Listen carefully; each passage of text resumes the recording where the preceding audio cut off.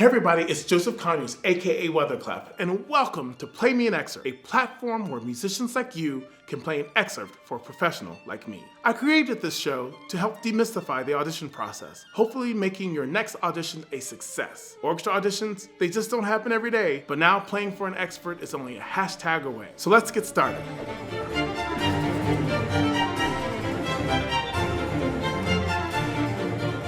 Hello and welcome to this week's edition of Play Me an Excerpt. And this week we have two fine musicians, of course.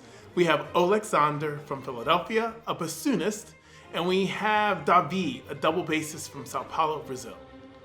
I also started having guest artists come and provide their feedback on the show as well, because who wants to hear what only I have to say? But I also wanted to really get that sense of what might someone who plays my instrument be thinking on the other side of the screen. So I hope you enjoy the feedback of our guest artists as well. So Oleksandr, also known as Olex, I know Olex, he is a former student in my all-city orchestra here in Philadelphia. Olex is playing an excerpt from the Rite of Spring, which is by Igor Stravinsky. This music is actually still protected by copyright. So for that reason, we cannot actually play the excerpt on the show. So if you go down to the link below, please click on that link and you can see Olex's performance. So, Oleksandr, play me an excerpt.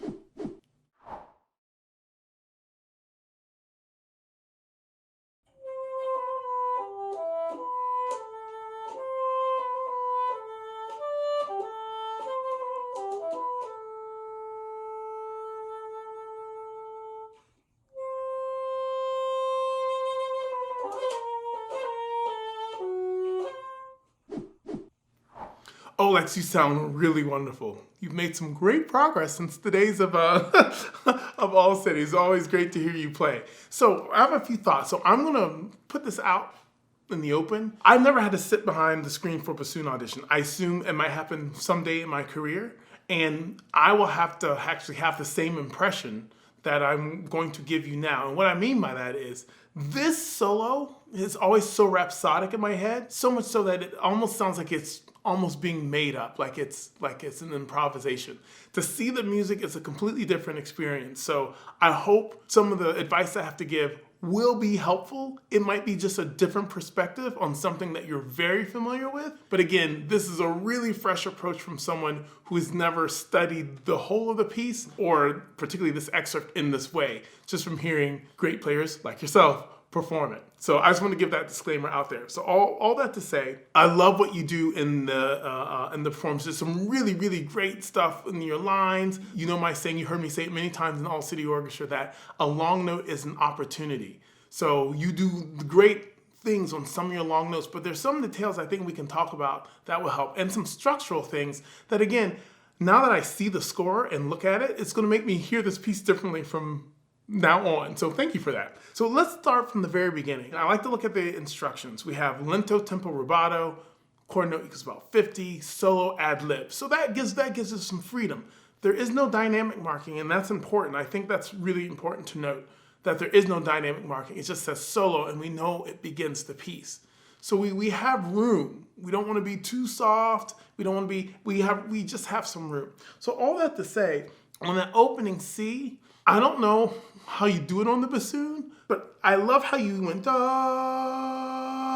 and you added some vibrato. I am wondering if that vibrato can come in a little sooner. I know it's probably a technique thing that's really hard. It's like vibrato, but trying to really keep it so it's dee. So when the vibrato starts, it's really, really even and can really spill us into the I hope that makes sense. It's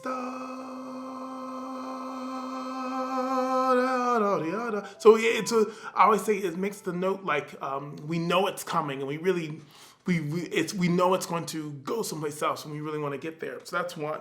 Two, I hear this almost as a do si la, do si la, da da da da da da. I really hear that very clearly in my head, and because of that, when you have your 16th notes or 14th notes right at the beginning, da da dee ya da, make sure the da da dee ya da leads to the A. So we don't hear da dee da dee da dee, because that momentum takes us from the do si da-di-da-da-da. Does it make sense? I hope that makes sense. And again, you don't have to do it exactly like that, as long as those 4/16 notes take us to the A. Da da dee dee dee dee. Like you could do it slower. You don't have to do it with speed, but as long as it almost provides and allows that A to happen, I think that's really, really important. The next is triplets. Da da da da dee da da da da, and then the eighth notes. I never knew that, and it's actually really cool to see.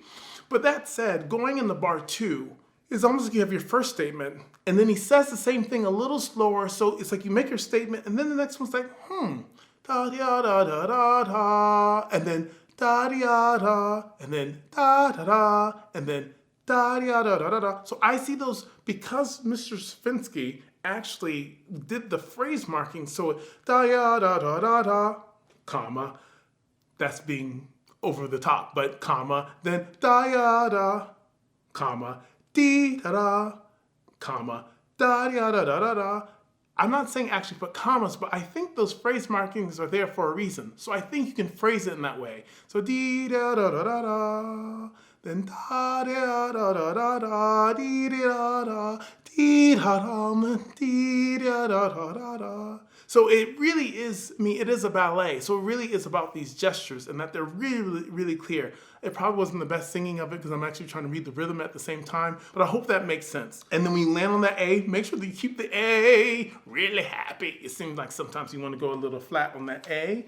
Yeah, and to go back to that really briefly, in that bar 2, one thing that will help with the phrase is almost like after you go da da da da da da da da da da da da da da. So everyone, I actually taper the phrase just a little bit so we can kind of clearly hear that. Again, it doesn't have to be over the top, but I think it will make it very, very clear what's in the score.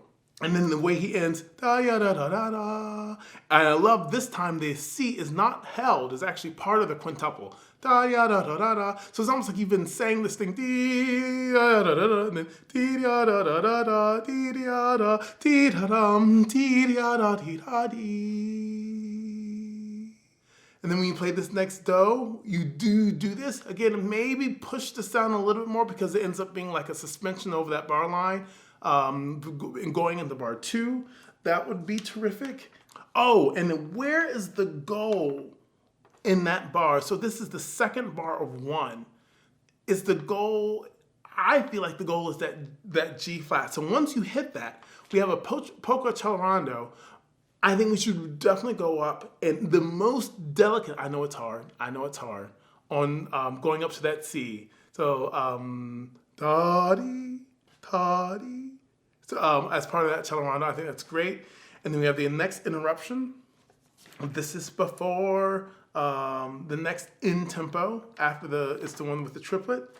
And then we have the statement again, da, da, da, da, da, da.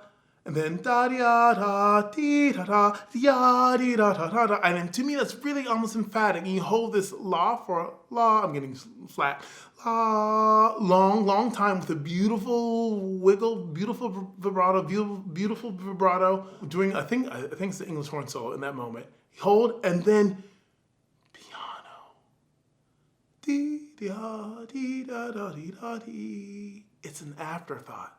And I think it's really neat that he writes that piano specifically there because I think it's almost, if the opening were a prayer, that's probably getting a little over the top, but this is where it kind of falls back into itself. It's like this calling out, this bassoon, this high C, calling out, and it ends with this dee da dee da da dee da dee. And then the piumoso, and then something else that's completely different. I hope that makes sense, and I hope you find that helpful. But it's a great performance. It's quite mature. I think some of these ideas, hopefully they're helpful. It might take it to that next level of thought, like why do these notes exist? Why did he write that? Is this do, si, la? Does that make any sense?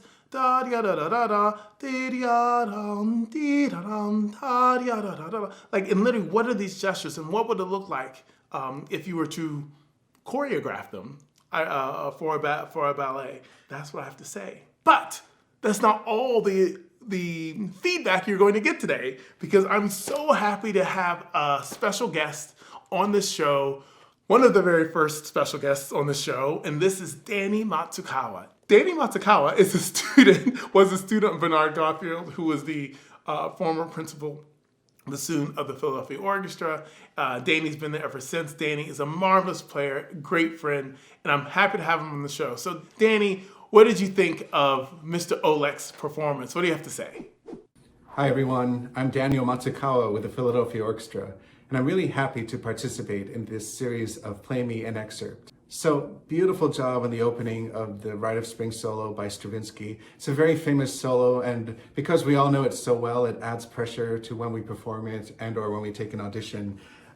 You begin so beautifully. I love your first note, the attack. It's really magical. And I would say stay with that. I feel like don't give too much too soon and do this big crescendo. He doesn't even indicate a dynamic here, so it doesn't write piano, he doesn't write forte, nor crescendo, but I like to think of it as perhaps fantasy and leaving room for the listeners and leaving room for imagination, especially in this kind of opening. He writes here, a kiss of the earth. I really love that, and I think about that when I start. There are some editions where he indicates adoration of the earth, but I really love the thought of like a kiss of the earth. He also indicated in a program note of it's the awakening of nature. So we want to think about the grass and flowers blooming and blossoming. So again, that leaves us thinking of not to give so much and sort of put us in this real world, so to speak. The next thing is I want us to think about perhaps the rhythm. One of my first bassoon teachers, the way he taught it to me was to think the rhythm. So it's like da 1 2 3 4 da da dee dee dee 2 3 1 da ya la dee dee dum da dee da re so la do si so mi si la. So it's 16th notes followed by triplets, followed by duples, and then a sudden quintuplet. And he does write tempo rubato. And I'm not asking or seeking, rhythmical correctness, and we don't need to be strict. However, I think if he wanted it just however we wanted to play it, he probably would have just written a bunch of notes and said a piacere and play it as we wish. So we have to, again, kind of indicate that rhythmical integrity and this underlying rhythm there. And within that, show the perhaps a little bit of room and breath and tempo rubato. The next thing I want to talk about is the pickup to number 1. We have to now think of the second beat as a big triplet. So it's like da 1 2 3 1 bria da da dia da dia da dee dee. So I love these B flats. I think of a lot of lilt. So it's like dia la dia, almost as if I'm cracking my voice singing like dia da dee dee. And come away from the G flat to the C instead of ba lam. He does write a cello rondo, but I don't think it means necessarily in a cello rondo of intensity or crescendo. So I do like to think of it as more of a perhaps a question mark. The next thing is at number 2, you don't use any vibrato at all. I respect that. I like that you're doing that because it really lets the English horn solo come through, and we're laying off their toes. But I'm wondering if you can perhaps give it a shade of color instead of complete dryness, is what I call with no vibrato. However, in the second measure, when I'm listening to your recording, you suddenly do use some vibrato and then you don't again. And when I think about that is, if I'm sitting on a panel, on a committee, I want to question, well, what is the musical intention there? So when you do that, I want to make sure you understand the context in the score. And when you suddenly use a bit of vibrato in the middle of the second measure and then nowhere else, just to make sure there's some sort of a musical reason why you're doing so. Lastly, at big number 3, there's a subito piano. Really go for that. Take the extra step and and now you're really leaving yourself room for the poco più forte da la dia da dia da di, and you can really show the contrast. Again, beautiful job. Perhaps if you can just apply some of these tiny little suggestions, I think there's no stopping you. Wonderful playing. Isn't he amazing? Danny always has the greatest advice. And I hope you found it helpful for learning this piece. And again, maybe we can play little snippets here and there, but if you want to hear Olek's performance as a reminder, it's down in the link below. Thank you, Olex, for that fantastic performance.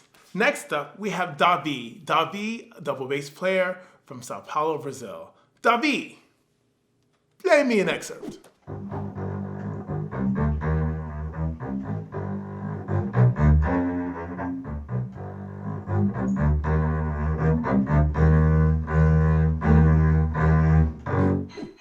If you want to play me an excerpt, the details are in the description below.